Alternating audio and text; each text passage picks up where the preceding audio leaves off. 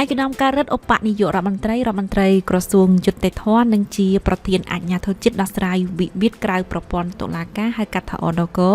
អញ្ជើញធ្វើជាគណៈមេប្រយោគលើវិញ្ញាសាសួរផ្ទាល់មាត់សម្រាប់ដំណើរការប្រឡងប្រជែងជ្រើសរើសមន្ត្រីសម្រុះសម្រួលដោះស្រាយវិវាទចំនួនទី2នៃអាជ្ញាធរជាតិដោះស្រាយវិវាទក្រៅប្រព័ន្ធតុលាការនៅថ្ងៃប្រហ័សទី26ខែធ្នូឆ្នាំ2024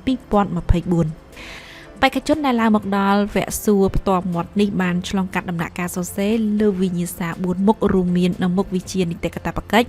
និងនីតិកិច្ចសន្យាមុខវិជ្ជានីតិគ្រួសារនិងមុខវិជ្ជានីតិភូមិបាលកាលពីថ្ងៃទី15ខែធ្នូឆ្នាំ2024 ជាការកត់សម្គាល់មុនចូលដល់ដំណាក់កាលសួរផ្ទាល់មាត់បេក្ខជនត្រូវអង្គុយរងចាំនៅបន្ទប់ដោយឡែកមួយទៀតដល់ឈ្មោះនិងលេខរៀងទើបចូលសម្ភារបេក្ខជនមួយចំនួនដែលសារព័ត៌មានព្រះខ័នសម្ភារបង្ហាញចំណាប់អារម្មណ៍ប្រហាក់ប្រហែលគ្នាថាឆ្លងកាត់ពីមួយដំណាក់កាលទៅមួយដំណាក់កាលដំណើរការប្រឡងប្រជែងជ្រើសរើសមន្ត្រីសម្រុះសម្រួលដោះស្រាយវិវាទនៃ ODK ពិតជាមានភាពសុក្រិតនិងតម្លាភាព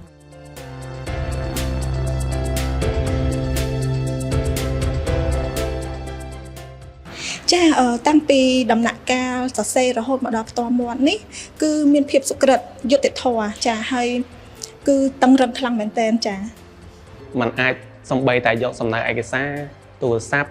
ឬក៏ smart board អីផ្សេងៗជាដើមហ្នឹងมันអាចយកចូលបានទេគ្រប់ដំណាក់កាលទាំងអស់គឺអាចយកចូលបានតែស្លាកក្បាត់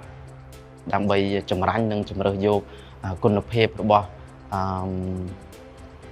បេក្ខជនដែលបានដាក់ពាក្យមកប្រឡងហ្នឹងហើយជាលទ្ធផលគឺខ្ញុំទទួលបានបាទជ័យលាភីសម្រាប់វគ្គសរសេរវគ្គទី1ហើយដែលឈានមកដល់វគ្គនេះ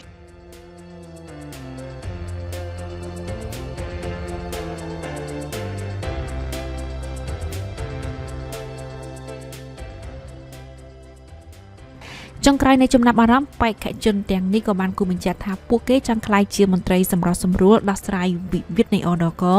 ដើម្បីរួមចំណែកជួយប្រជាពលរដ្ឋដោយសារនេះខ្ញុំចង់ចូលរួមបម្រើនៅវិស័យយុត្តិធម៌ហើយមួយវិញទៀតការងារនេះគឺយើងអាចចូលរួមចំណែកជួយដល់ប្រជាពលរដ្ឋក្នុងករណីដែលពួកគាត់មានវិវាទពួកគាត់អាចជ្រើសរើសខាង ODK យើងជួយដោះស្រាយវិវាទបានចា៎អញ្ចឹងក្រៅពីកិច្ចការផ្សេងៗនោះខ្ញុំចង់បានឱកាសនៅទីនេះដែរដើម្បីខ្ញុំមានប្រវត្តិសាស្ត្រមួយថាខ្ញុំបានរួមចំណែកក្នុងការចូលរួមជាមួយរាជរដ្ឋាភិបាលជាមួយ ODK ដើម្បីចូលរួមចំណែកដោះស្រាយវិវាទសាសសាឬក៏ជួយរកដំណោះស្រាយឈ្នះឈ្នះជូនជាប្រវត្តិក៏អ្នកគាត់មានបញ្ហាវិវាទឬក៏បញ្ហាផ្សេងៗចូលរួមចំណែកក្នុងការជួយសង្គមទៅលើ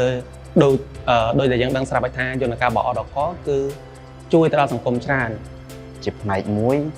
នៃការដោះស្រាយវិវាទតាំងពីថ្នាក់ជាតិរហូតដល់ថ្នាក់មូលដ្ឋានជាជំរើសមួយដល់ប្រជាពលរដ្ឋនៅក្នុងការបញ្ចប់វិវាទរបស់គាត់